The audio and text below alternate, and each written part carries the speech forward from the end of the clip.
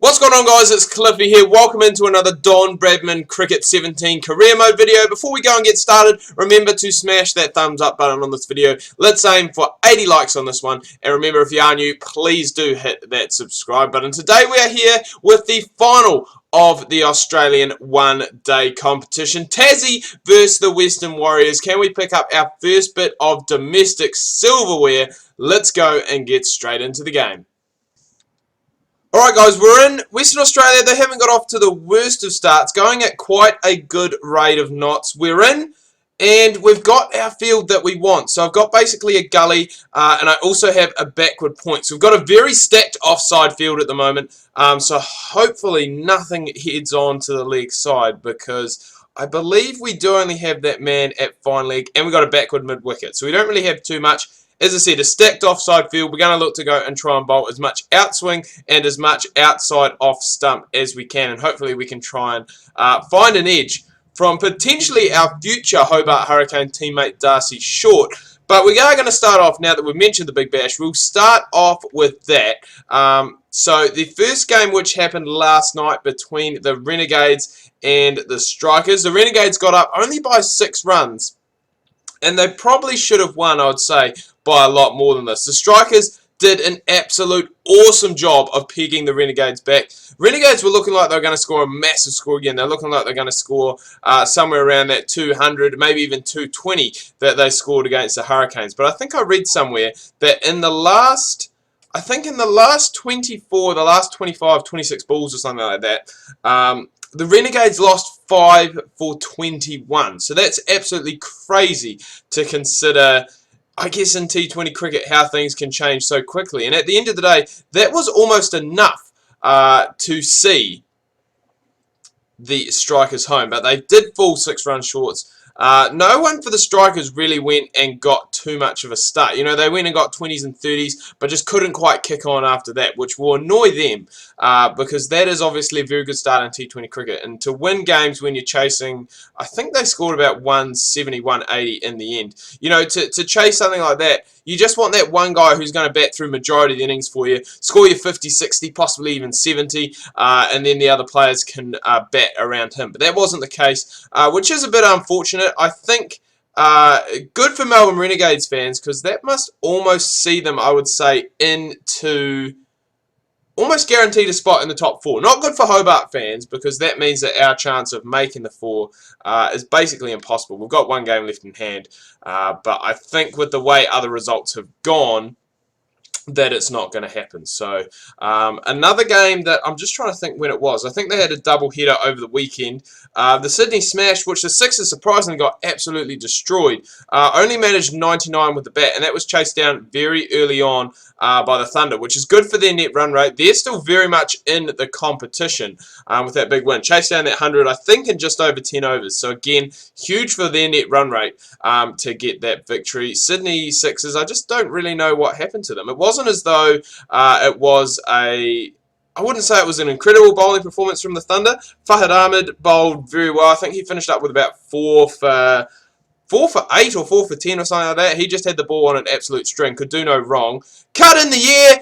Beautiful. Finally, Darcy Short falls into the trap. And surprisingly enough, we have actually bowled 2 maidens in a row. So that field is definitely working. And just keeping it outside the off stump is definitely doing the job for Tassie at the moment, as we picked up that first one. And I think we actually have the same field to this guy here. So we've got the gully, we've got the backward point, and we've got a short third man as well, which probably we don't need. That third man we could possibly look at even going and moving to the leg side in case there is a leading edge or something is just pulled away to there. But this field is working real nice for me. I was looking through my comments yesterday. I finally did get around to answering them all. And someone said have a backward point and a gully, which is what I've gone and done. Because that is where majority of those shots go. So I'm not really too fussed about that. And I think that one there has taken the edge of Voges as well. So would you believe it? After struggling for wickets as of late, Cliff has come in and absolutely, I wouldn't say ransacked, but has absolutely started to get through this, I was going to say Perth, but this Western Australian batting lineup. 2 for none so far, and that's absolutely impressive. That one there's hit airily too. No fielder there. If I'd kept, I think the guy that I moved, I'm just trying to think. I think the guy I moved to backward point I possibly took out from like extra cover, so that may have gone straight to him had he still been there. But again, shoulda, woulda, coulda. We can't complain too much about it. But yeah, Sydney Smash, Fahad Amin, really, really good. I think James Vince got some runs for them. So, you know, all around looking pretty good for the Thunder. And I guess, you know, they'll be looking to make a late season push to try and get up into that top 4. After losing the first 4 games, you really wouldn't have thought that that would happen. But, you know, stranger things have happened in sport, and strange things happen in sport all the time. I'm just going to change the field, and then we'll come right back. Alright guys, so we're back in. We've got the same field that we've had for both Voges and Darcy Short. So hopefully it can bring us a little bit of luck. Outside edge, first ball. I think it is slightly different because that hole there was plugged up. So I'm going to be happy when we can bowl back to Hinchcliffe because that was going well for us. But I'm just trying to remember what I was talking about. Sydney Thunder getting back in. Stranger things have happened in sport. And they'll... Oh, what? Why does it always do this? It doesn't give me an opportunity to change or check my field, and we get frozen. I must say, it is a nice shot by Hinchcliffe, don't get me wrong, but it's basically frozen in on there. And this, I don't know, is this the field that I want? We've got a gully, backward point, forward point cover. Yep, so this is definitely the field that I want to Hinchcliffe. This is the same field that I want to Inglis as well, just because it has worked incredibly well for me at this early stage of the game. But the Thunder very much still in it. A big game tonight between the Stars and the Heat. Now, the Heat obviously without Chris Lynn on international duty, and he has got injured in that as well. So he's going to miss a third one-day international against Pakistan. Brendan McCullum, I believe this is a game that he is sitting out due to his slow over rate. But the Stars have lost their fair share of players as well. Obviously, Maxwell and Faulkner originally gone to the Australian setup. They have lost Peter Hanscom and Marcus Stoinis as well as injury replacement for, I believe, excuse me, Mitchell Marsh and one other player who I can't quite remember off the top of my head. And there's that pull to the leg side that I was talking about. And that's why I do like to have a fielder there if possible. Just because, again, that is a semi-chance. But they've lost those players. They do welcome Adam Zampa back, which is a huge plus to them. But a pretty big game for both teams. And I'm just going to stick with this field to Inglis just because we do only have 1 ball left in the over. But a big game for both teams in their top 4 aspirations. Another one pulled to the leg side. What is this? I'm obviously not bowling wide enough because we've just gone for 7 off our last 2 balls, which is not... It's not ideal. It's not what we want, especially after the great start that we got off to with those wickets. So big game there in the Big Bash. Again, I'm just going to have to change the field, so we'll come back in just a second. Back again. So the Big Bash is obviously getting up to the back end of the tournament, as I have been saying. And... oh, that's just what we want. Moving away from your body angles. Whew, and we were so lucky not to have overthrows there.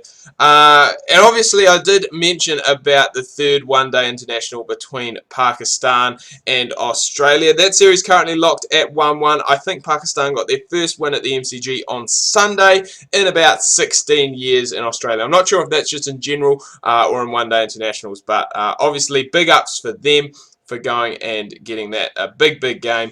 Mohammad Hafiz, obviously standing captain, said it's a very, very special moment for Pakistan cricket to go and get that. And Australia just kind of looked all at sea with the bat. And Pakistan, at the end of the day, did get there quite comfortably, just as we are going quite comfortably in this one-day final, boys. There is our 3rd. Faulkner picks up the catch, probably at, I guess, a cover region, possibly a cover point. But in comes now David Moody. We've got the same field, forward point he would be at. And that is exactly what we want. So we have 3 for 9. We still have 5 overs left to go. So I'm not discounting this 5-wicket haul from us yet. And the outswing is working absolutely brilliantly today. We couldn't really ask for it to be much better. And that one there is another maiden. So we're picking up maidens as well, which is good. We haven't done that recently. And Western Australia are in a little bit of trouble here, you would have to say, at 6 for 153. We're going to look to continue to keep bowling, and hopefully we can go and pick something up. We've got Hinchcliffe in now. Same field to him. I mean, he's gone and pulled a couple to the leg side, but I don't mind that. I do not mind that because I am going to go and just chuck it out very, very wide now.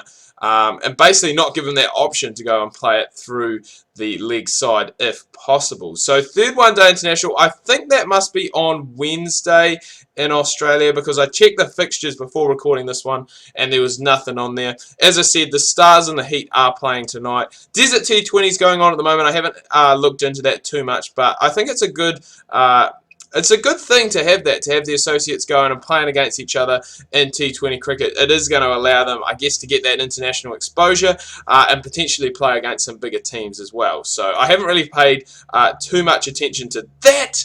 Can't believe that that one there hasn't gone and carried. But that is exactly what we want to do. We're putting it wide. We're not giving Hinchcliffe the chance to play it through the leg side. And eventually one is going to go, you would have to think, aerially into that stacked offside region. It is absolutely stacked and it is getting the job done. So that is all that we can ask for. Another game, and the final game I am going to talk about. It is a little bit, I'd say, of a shorter video today. But the last game I am going to talk about is the first test between New Zealand and Bangladesh. Now, I don't think I've talked about this at all. Bangladesh batted first, playing at the Basin, which is a very, very flat pitch. It's a pitch that you can score runs on. Brendan McCullum made his 302 there. There's been a couple of world record partnerships there as well, so it is definitely a pitch that, you know, if you don't score runs on, you are going to be a little bit disappointed. So Bangladesh 595 batting first. I think New Zealand were about, I'm just trying to think. I think New Zealand were about 30 or 40 runs short of this first innings total. Again, players went and got starts. Tommy Latham had a big innings, 177, which I believe is the second highest score. The second highest score by an opener at the Basin, or it might even be the highest score, I'm not 100% sure, but a great effort from him, and I think that now is his 6th Test 100, which, you know, he is still a very, very young man, is Tom Latham, so he does have a long time left in his international career, and to have 6 Test 100s already opening up, especially in different conditions. I think this is only his 2nd Test 100 in New Zealand, so he scored 4 away from home, which is very good to see. But apart from that, I'm just trying to think really what else happened to this game. So Shakib Al Hassan, he scored 217, which is now the highest score by a Bangladeshi player in Test matches, taking over Tamim Iqbal's 206. Mushfiqur Rahim had 150 as well. They were really the cornerstone, I guess you would say, of the Bangladeshi innings. As we go and pick up another one there, David Moody. So that is number 4 for us. Simon Palenko grabbing the catch. And 7 for 163.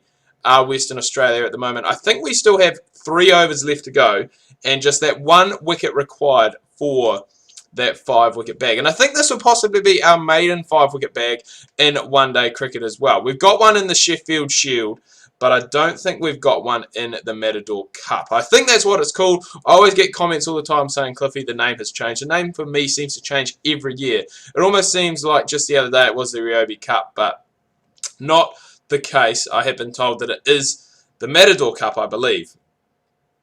And I can't believe fielding's still in this game sometimes. But back to that, Tommy Latham got that. I think Ross Taylor got a some quick fire runs. Kane Williamson got a quick fire 50 in the first innings. And, you know, it was just little bits and pieces. I think Santner got a high score as well. So this was really a record-breaking test. I think Bangladesh also, that partnership between Shakib and Mushrafi was the highest for Bangladesh in tests as well. So it definitely shows that it was a very, very flat pitch and a very good pitch for batting on. In saying that, though, Bangladesh absolutely collapsed in the second innings. I think they only scored 190 at the end of the day, and that left New Zealand, I think, about 230, 240 maybe, for the victory. I'm not 100% sure on how everything worked out, but Bangladesh did have a few injuries. I know Imran Kears is he's struggling. But we're not struggling, boys. We've just gone and picked up our 5th. We got 5 for 11, I believe. Faulkner gets another catch. Hinchcliffe, the last recognised batsman for the Western Australian Warriors, is gone.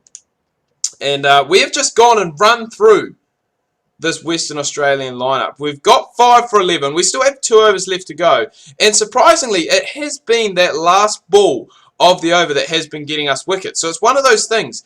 I did say in my last career mode video that maidens are very hard to come by. If you can bowl with this field and get 5 dot balls in your first 5, you know, odds are if you keep it in that same area, you potentially could be looking at getting yourself an easy wicket just because they're going to go and hit it up in the air. But that second innings, things did start off a little bit shaky, it must be said, for the New Zealanders. They lost Tommy Latham and Jeet Raval quite early on. In came Captain Kane and Ross Taylor. Now, Ross Taylor, I think, made a quick fire 40 in the first innings. He made another quick fire 60 in this one. Now, this is his first game back after having that career-threatening eye surgery. And, I mean, his eyes look absolutely fine. He's out there absolutely smashing it, which is good to see from a New Zealand point of view. Kane Williamson hit his 15th. Catch that, please. Whew! Hit his 15th Test match 100.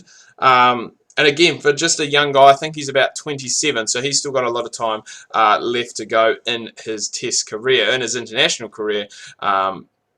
Just in general, I think that is carried as well, and that is going to be our 6th. That one, a more probably orthodox edge, the first orthodox edge that we have seen today, is taken by Cam Boyce in the gully. 6 for 15, 1 over left to go. Can we somehow manage to, I was going to say, pick up this last one? Not the case, but we are going to get a chance to have a bat. So we didn't get to bowl out our 10 overs, but we did enough, and now we'll be looking to go and just see this Tasmanian side home in this final. Oh, cut away. Beautiful shot by Cliff first up. That'll do. Very slow between the wickets, though, and that's something I think they're going to fix in the next patch, which is going to be good to see. Yeah, above the shoulder. Good call, umpire. Good call. And yeah, so New Zealand winning that test. I think this is the biggest first innings, I wouldn't say first innings deficit that has been overturned, but the biggest defeat by a team scoring the most amount of runs in a first innings, if that goes and makes sense. So 595 is the most the side has made in the first innings, and they've then gone on to lose the test match. There is another game that I can actually talk about that I did almost forget about, and that is the first one-day international between India and England. England batting first. They scored their best test score ever. Their best one-day score ever in India. Scored 350. Again, players not really going on and I wouldn't say capitalising, but not going on and getting to that 3-figure mark. I think Josh Buttler had 70. Morgan hit a 50. I think Joe Root. I know Joe Root hit a 50. Morgan, Buttler, and I can't quite remember who else. But 350, a big, big score. India were in a spot of bother. MS Dhoni playing his first game since, I guess, relinquishing the limited overs captaincy, I guess you would say. He hasn't been the test captain for a while, but relinquishing the one-day captain duties and the T20 duties. So Virat Kohli is now the full captain of this Indian national side. It must just be absolutely awesome, I'd say, to have a guy of Dhoni's experience who has played, he's played over 240 one-day internationals. He's captained about 190 of them. To have that guy there in your team to go to for, I guess, support or just anything, it must be absolutely incredible. Just like that shot from Cliff, cut away. It has got the legs. Got the legs to go all the way for 4, boys. That's what I like to see. We move on to 9 off 6. But just have the experience to go and count on, to rely on, must be huge for Virat Kohli. He carried on his good form, I guess, from 2016, and just his good form in general, scoring another 100, another big 100. I think he got about 122. And then I think Jadav as well, the hometown boy, he scored 100. I think it was the 5th fastest 100 by an Indian. It was off only about 60-odd balls, so it was a very, very good, very quick 100. And just like that, we've gone and basically, that is a carbon copy of all our wickets. It was wide, it was outside off, it's been driven aerially, the timing just wasn't there, and it's gone straight to that man, probably at backward point. And that is not what we wanted to see, because we don't want to rely too much on the rest of the lower order to get the job done. But it doesn't matter because we lift the one-day trophy, and just like that, that is our first bit of domestic silverware. But back to that Indian game just quickly before we finish things up. India getting up. I think they got up with about 2 overs left to go. Ashwin hitting the winning runs. Pandey, I believe, scored about 40-odd batting at number 7. So they take a 1-0 lead in the series. So this game is done and dusted. As we can see, we have won the one-day competition. 178 Western Australia all balled out for. 6 for 15, our maiden 5-wicket bag in one-day cricket. Did make it onto the batting chart somehow, but George Bailey, you could almost give it to him. 95 not out in a difficult chase of 182. We get there with 12 overs left to go and just 2 wickets left in hand. But at the end of the day, it is a huge win for Tasmania to win this Matador Cup. But anyway, guys, I'm going to wrap things up here. Do hope you've enjoyed this video. Until next time, this is Cliffy, your King of Career Mode and New Zealand's #1 source of Don Bradman Cricket content, signing out.